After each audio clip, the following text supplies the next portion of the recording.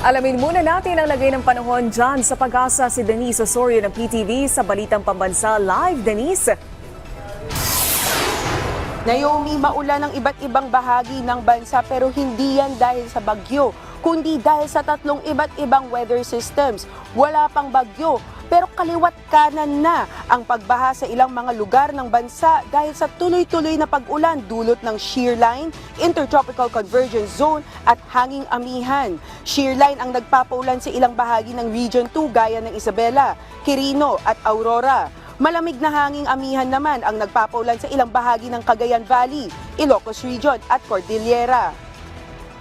Ang shear line po ay pagsasalubong ng hangin. So, meron tayong amihan na nanggagaling dito sa may northeast at meron tayong easterlies na nanggagaling dito sa east. So, kapag nagbanggaan yung dalawang hangin na yun, gumagawa sila ng mga ulap. Yung mga ulap, yun yung nagdadala ng mga thunderstorm, ng mga pag-ulan na nagpapabaha dito sa may lalo na sa gawin ng eastern side nitong Bicol, Eastern Visayas at sa may northeastern Mindanao. Sa Sorsogon, umabot hanggang leeg ang taas ng baha na nagresulta sa paglilikas ng mga residente.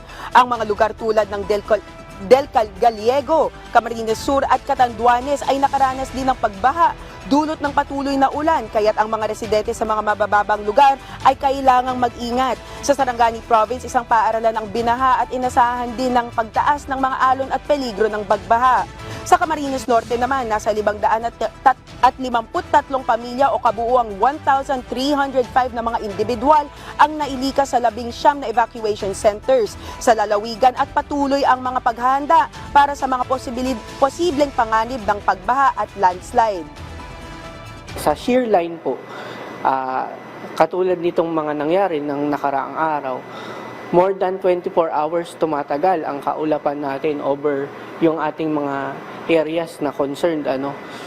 So, kapag po nagtatagal siya ng ganong katagal, 24 hours or more, na-overwhelm, na sumusobra ang paulang tubig at hindi kinakaya ng mga kailugan natin, hindi kinakaya ng mga urban areas yung ating mga drainage system, kaya nagpapabaha talaga.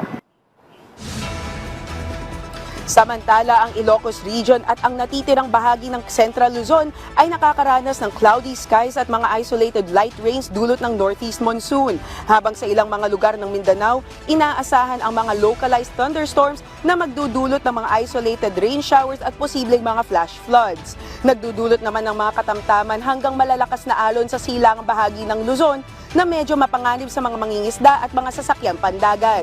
At sa Eastern Luzon, ang mga alon ay maaring umabot ng 2.1 hanggang 3.4 meters, kaya pinapayuhan ang mga magpapalaot na mag-ingat.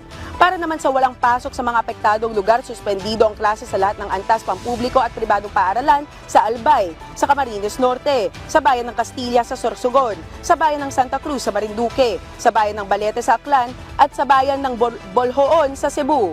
Mula naman preschool hanggang senior high school ang suspension ng klase sa mga pampubliko at pribadong paaralan sa bayan ng Atimonan sa Quezon at sa lungsod ng Sorsogon sa Sorsogon. Paalala ng Pag-asa, paghahanda pa rin ang importante para sa lahat ng lugar. Kung sakaling masustain ng shear line ang lakas nito at sa Cagayan Valley at sa Southern Luzon, magpaulan. Yan ang pinakauling balita mula rito sa Pag-asa. Denise Osorio para sa PTV Manila para sa Balitang Pambansa. Maraming salamat, Denise Osorio.